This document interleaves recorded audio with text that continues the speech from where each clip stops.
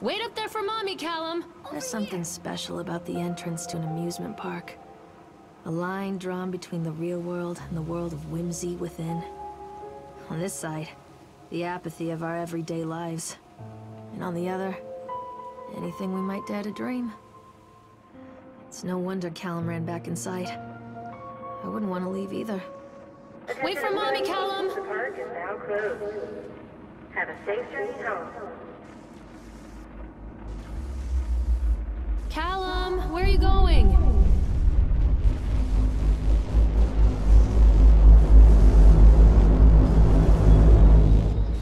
Hey guys, this is the Philosopher from theconsolexplosion.com bringing you my review of The Park. The Park is a first-person psychological horror that takes place in Atlantic Island Park. According to Funcom, the park is set in the same universe as the modern myths and mysterious massively multiplayer online game The Secret World, which is actually one of my favorite MMOs. So I was really excited when I heard about this game. I couldn't wait to try it out to see if it had that same creepy vibe as The Secret World had. You play as Lorraine Mallard, a mother with a troubled past. The game starts with her son Callum running into the amusement park. You go in after him, and that's when things really take a turn for the worst.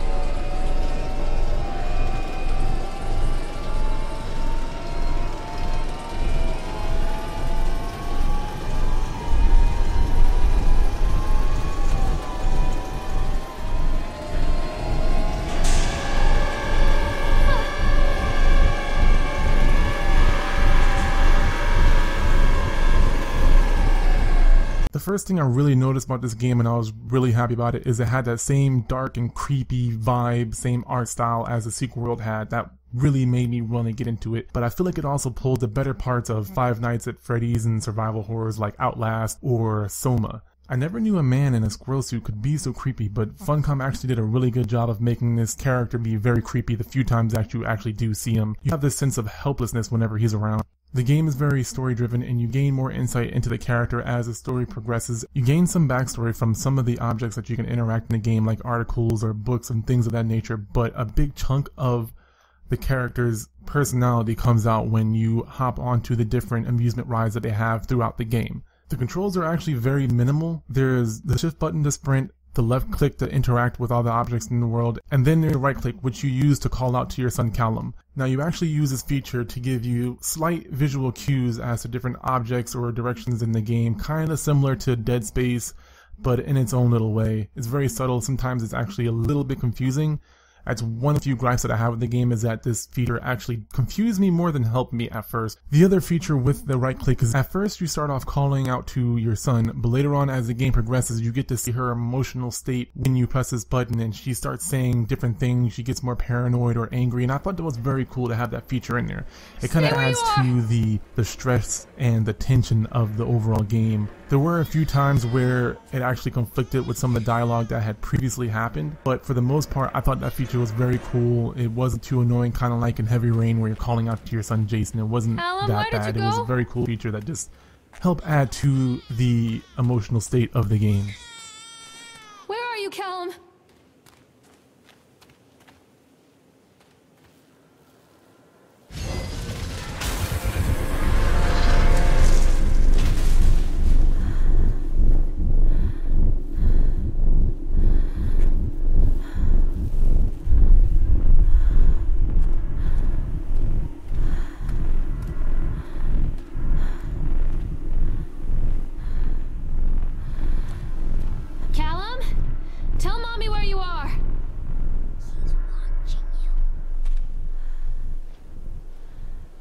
At first glance, the story isn't very obvious as to what's going on. I still have a few questions that feel went unanswered, but for the most part the story was very captivating. It had some real world issues that I feel Funcom was trying to nod at, and I don't want to talk too much about it because I don't want to give any spoilers, but the story was very dark. It talks about some of the issues that she went through as a mother and other personal things in her past that contributes to why she is the way that she is right now. And it was very interesting. At certain parts in the game I found myself actually very much disgusted by what the character was saying, and actually found myself not liking this character, but as the game went on, I found myself liking and even feeling sympathetic for the character. And I noticed that, and the game is only about 1 to 2 hours long, but I had never noticed such dramatic change in my opinion of a character before. I thought that was very interesting.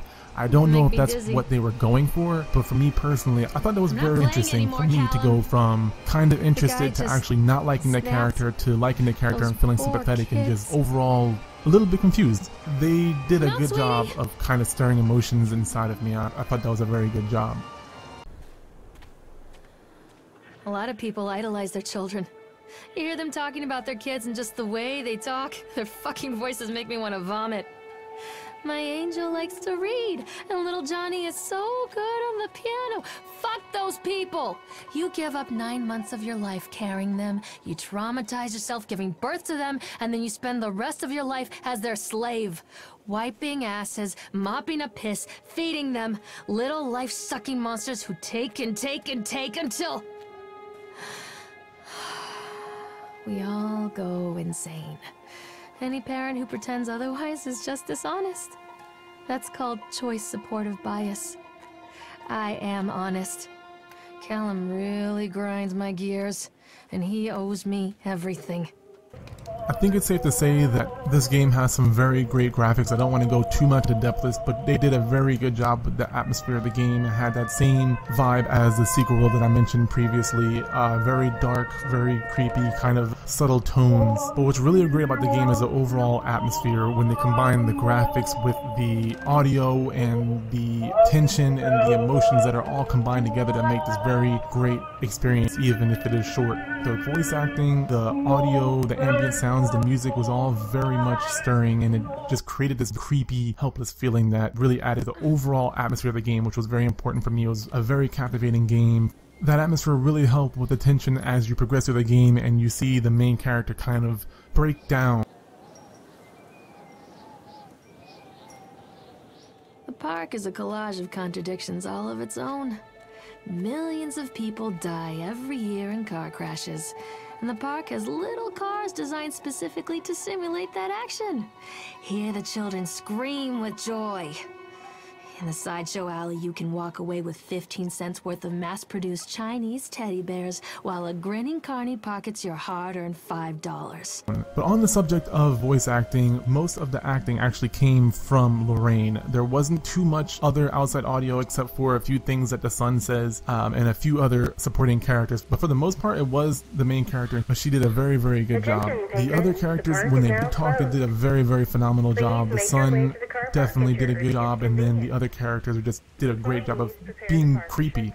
There were a few things that are worth talking about that I didn't like. Now, this is me personally. It's going to vary for each person, but I think it's definitely worth mentioning.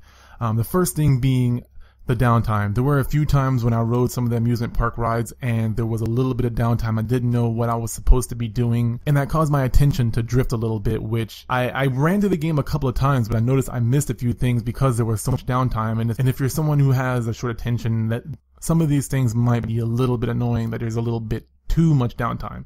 This was just a small issue. It wasn't that big a deal, but I think they could have done a better job with cutting out a lot of that and letting you know where you were supposed to look. The other issue that I have is the playtime. It's only about a 1 to 2 hour game, and you're actually told this before you buy it, so you know what you're walking into beforehand. Nonetheless, I'm a person who likes a little bit longer game. I like my JRPGs and things of that nature, so if you're someone who doesn't like short games, you might want to skip this one. It's fairly short. You can beat it in about an hour. I played through it and kind of just explored as much as I could, so I beat it in the 2 to 3 hour range. Alright, let's talk about pricing. The park is $12.99 on Steam right now, and again with the 1 to 2 hour playtime mark, it's a pretty hard sell. Overall the game, I enjoyed it, but it's just a little bit of a gripe for me. I just can't see myself paying $12.99 for the game. It's a fairly reasonable deal, but in all honesty, I would say wait for a Steam sale for about 20 to 30% off. It'll definitely be worth the money if you like those sort of games. All in all, the park was a very enjoyable experience. If you like games like Outlast or Soma, I think this game will be right up your alley. There isn't as much action going on in a game. Again, I don't want to give too much away, but if you like those sort of tense, stressful, scary survival horrors, this game's going to be right up there. Despite the game being short, my experience with the game was very, very great, and I genuinely hope they make another one, albeit I hope they make it longer. Funcom makes some really great games that tend to go unnoticed and unappreciated. I still play the Secret World. I love that game a lot. If you haven't played that, definitely check it out. But overall, this game is worth it. But I would have to say, with the $12.99 price tag, wait for a Steam sale. Alright guys, that has been my review of The Park. If you guys like this video, definitely hit the thumbs up. If you want to see more reviews and different things from us from the Xplosion.com, press that subscribe button. We post podcasts and we have so many other contributors that do great work. But as always, I'm the Philosopher. Thank you for listening and keep moving forward. It served the little fuck right if I just abandoned him. Thank you for watching the Xplosion, and please remember to subscribe, follow us on Twitter, check out us on Facebook, check us out on Twitch for your live gaming needs, and again, follow us on YouTube. Check out our website at www.thexplosion.com and join the forums.